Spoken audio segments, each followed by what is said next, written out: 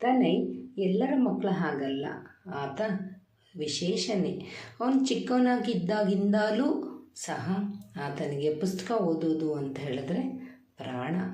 ಎಲ್ಲ ಮಕ್ಕಳು ಆಟದ ಸಾಮಾನು ಜೊತೆ ಆಟ ಆಡಿದರೆ ತನಯ್ ಮಾತ್ರ ಪುಸ್ತಕಗಳ ಜೊತೆಗೇ ಆಟ.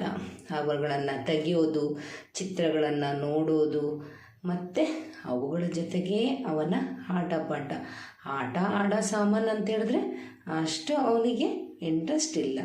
ತನಗೆ ಈಗ ಪುಸ್ತಕಗಳಂದರೆ ಪ್ರಾಣ. ಪುಸ್ತಕ ಓದೋದಕ್ಕೆ ಕೂತ್ಕೊಂಡ್ರೆ ಹಗಲು ರಾತ್ರಿ ಗೊತ್ತೇ ಆಗಲ್ಲ. ಬರೀ ಪುಸ್ತಕಗಳೇ ಜೀವಾಳ.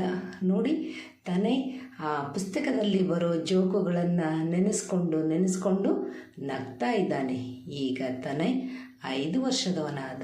ಹಾಗಾಗಿ ತನಗೆ ಈಗ ಓದೋದಕ್ಕೆ ಬರೆಯೋದಕ್ಕೆ ಬರ್ತಾ ಇದೆ. ಈಗ ತನಗೆ ಬೇಸಿಗೆ ರಜೆ.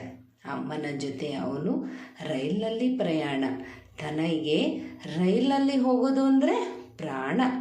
ಒಂದು ಸೂಟ್ಕೇಸ್ ತುಂಬ ಪುಸ್ತಕ ತಂದಿದ್ದಾನೆ. ಅಮ್ಮನಿಗೆ ಪುಸ್ತಕ ಕೊಡು ಅಂತ ಕೇಳ್ತಾ ಇದ್ದಾನೆ. ಅಮ್ಮ ಹೇಳ್ತಾ ಇದ್ದಾರೆ, ನೀನು ಈಗ ರೈಲಲ್ಲಿ ಹೋಗ್ತಾ ಇದೆಯಲ್ಲ, ಸುತ್ತಮುತ್ತ ನೋಡಿ ಎಂಜಾಯ್ ಮಾಡು.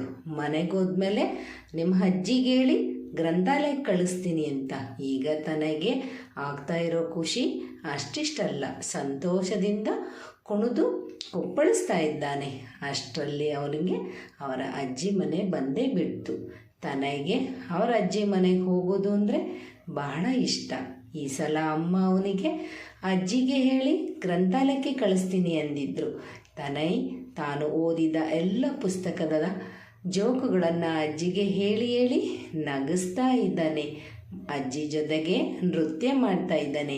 ಯಾಕೆ ಅಂತ ಹೇಳಿದ್ರೆ ತನಗೆ ಅಜ್ಜಿ ಹೇಳಿದರು, ನಾನು ನಿನ್ನ ಗ್ರಂಥಾಲಯಕ್ಕೆ ಕರ್ಕೊಂಡು ಹೋಗ್ತೀನಿ.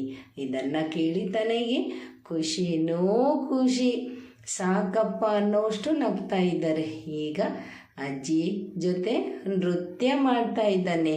ಈಗ ಅಜ್ಜಿ ಅವನನ್ನು ಗ್ರಂಥಾಲಯಕ್ಕೆ ಕರ್ಕೊಂಡು ಹೋದರು. ಗ್ರಂಥಾಲಯದಲ್ಲಿ ಎಲ್ಲ ಪುಸ್ತಕಗಳನ್ನು ನೋಡಿ ತನಯ್ ಕುಣಿದು ಬಿಟ್ಟ. ಅವನ ಖುಷಿನಲ್ಲಿ ಅವರ ಅಜ್ಜಿ ಸಹ ಭಾಗಿಯಾದರು. ಯಾಕೆ ಅಂತ ಹೇಳಿದರೆ ಅವರ ಮೊಮ್ಮಗನಿಗೆ ಪುಸ್ತಕ ಅಂದರೆ ಪ್ರಾಣ.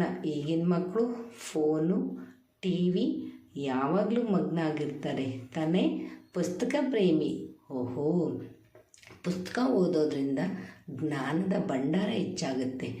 ಆತ ಈಗ ಸ್ವಲ್ಪ ಪುಸ್ತಕಗಳ ಪಟ್ಟಿ ಮಾಡಿದ್ದಾನೆ. ಆ ಪುಸ್ತಕಗಳು ಅವನಿಗೆ ಬೇಕೇ ಬೇಕು.